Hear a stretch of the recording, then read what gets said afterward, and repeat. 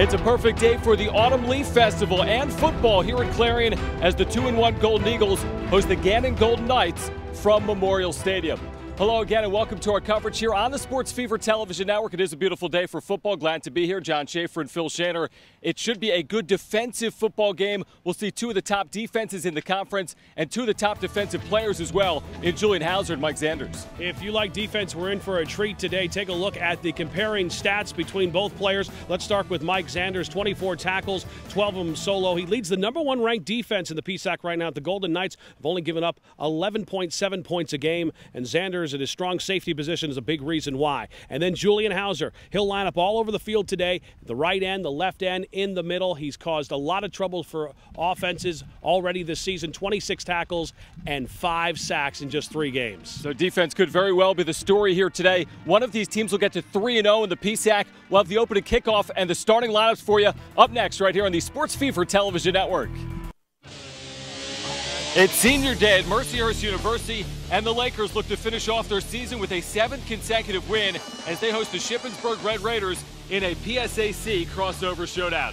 Hello again and welcome to our coverage here on the Sports Fever Television Network from Erie. John Schaefer and Phil Schoener with you. It is senior day, also the final collegiate game for one of the top wide receivers in PSAC history. It's Shippensburg's Trevor Harmon. He's played 45 college games. In every game he's had a catch. Incredible. 315 career catches, over 4,000 career yards receiving the football, and 61 touchdowns. It is a great treat to have his final game in Division II college football today. Clearly one of the best wide receivers in Division II history we'll be watching today. And Phil, for Mercyhurst, they started 0-4, but they've used a new quarterback to win 6 consecutive games. How about the play of Brendan Boylan here recently? Boylan, 545 yards. That was just last week with 6 touchdowns. And what he's done since taking over at quarterback, 24 touchdowns, over 2,500 yards, but more importantly, the team has won 6 straight games. He's a winner. This is just the 3rd all-time meeting between Shippensburg and Mercyhurst. We'll have it for you next right here on the Sports Fever Television Network.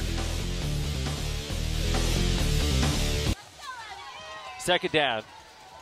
Goal to go for Mercyhurst. They've scored the last 21 points. Enjoying this cold Saturday afternoon in Erie. Watch R.J. Miller coming off the line. Boylan over the middle for Miller, and Phil called it. 2nd touchdown through the air for R.J. Miller today. R.J. Miller lines up on the outside of the end. It's a one-on-one coverage. Miller was right there for the score on the backside. Safety had to come up and play him, and by that time Miller was already in space.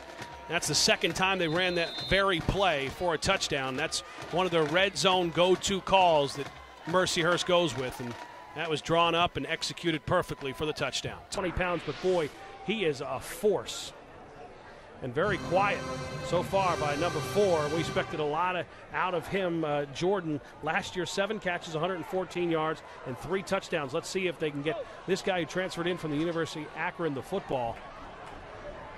He had over 900 yards receiving in 2013. There's a first down handoff for maybe 2 yards. Again, it's Scott, who's had plenty of opportunities here in this first half for the Lions, who lead 3-0.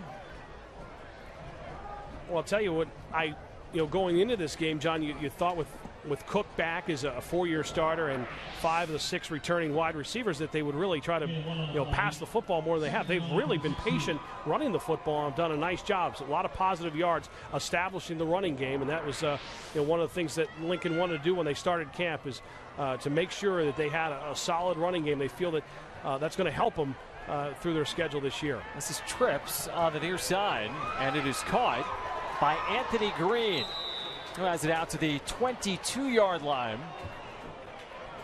Gain of 5. It'll be 3rd and 4 for the Lions out at the 21-yard line.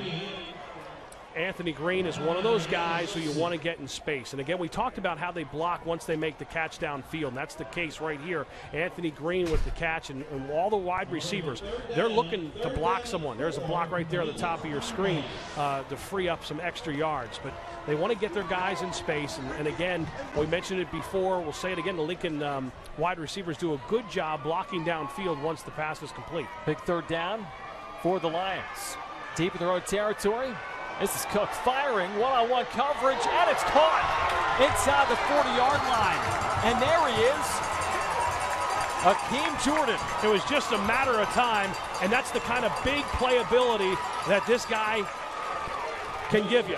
Jordan, where we're waiting for him. The first time you called his name all night, John, and he came up with a great play. Can't wait to see the replay. Watch him here. The ball is actually tipped up off to the defender, and he comes down with it. Jordan with a great catch right there.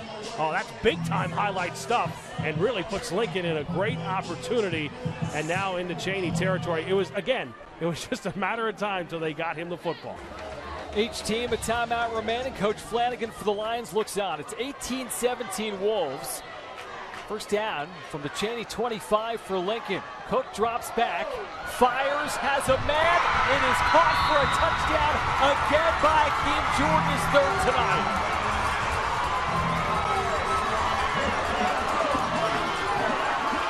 Jordan with 3 touchdowns last year in the win over Cheney, and tonight 3 touchdowns. Not a lot of touches, but touches equal big plays. Touches for him equals touchdowns for Hakeem Jordan.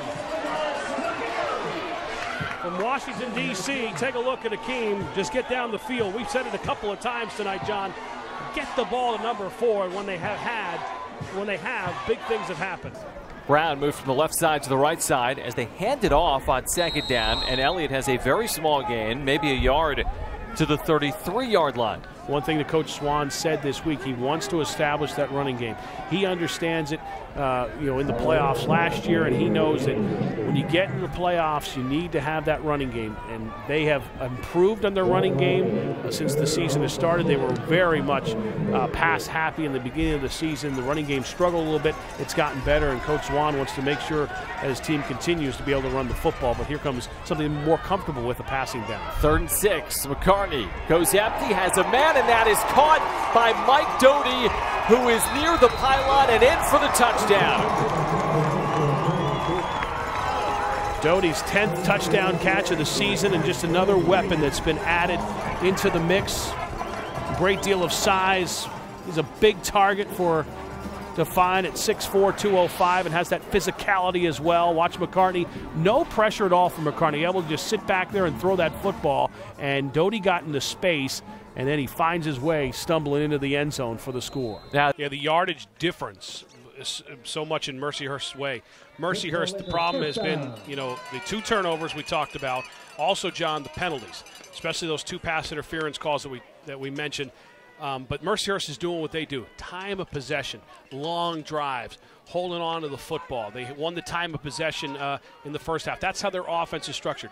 Shippensburg, they like to get it and they could score quickly, but Mercyhurst realized the way to beat Shippensburg is these nice long drives and they continue to score points. Borland steps up, looks over the middle, he's got a man that's complete for a touchdown. It's R.J. Miller. And the Lakers have their first lead. R.J. Miller was able to get in space right there at the goal line, and good coverage by Shippensburg, but a great pass by Boylan. Take a look at Boylan's 3rd touchdown pass of the game. Just throws it in that tight spot. Good coverage. Miller was the only one that could get that. Comes up and gets his hands and makes sure that he pulls it down. Play action. Boylan with a nice throw right into 2 white jerseys, but it didn't matter because it was thrown right on the money. Here they count, 3rd and 3. Loshy over the middle, throws high, and this is picked off by Huggins. He's tackled at the 45-yard line, and Mercyhurst is taking control here in the 3rd. We heard from Coach right before the start of the second half, and he said very happy the way his defense was playing. They're being very aggressive. It was going to start paying off, and it has. That ball was tipped up in the air, and Huggins was right there for now back-to-back interceptions and turnovers for Shippensburg, a Shippensburg team that did not have a turnover in the first half, who did not have a penalty in the first half. As far as that was concerned, they played perfect football in the first half, not turning the ball over or committing penalties, and here we are in the second half with back-to-back turnovers, and it's tough when you're playing a team with an offense that is clicking the way that the Lakers offense is and has been on the 6-game win streak. To give them the ball back, it's not the way to win the game.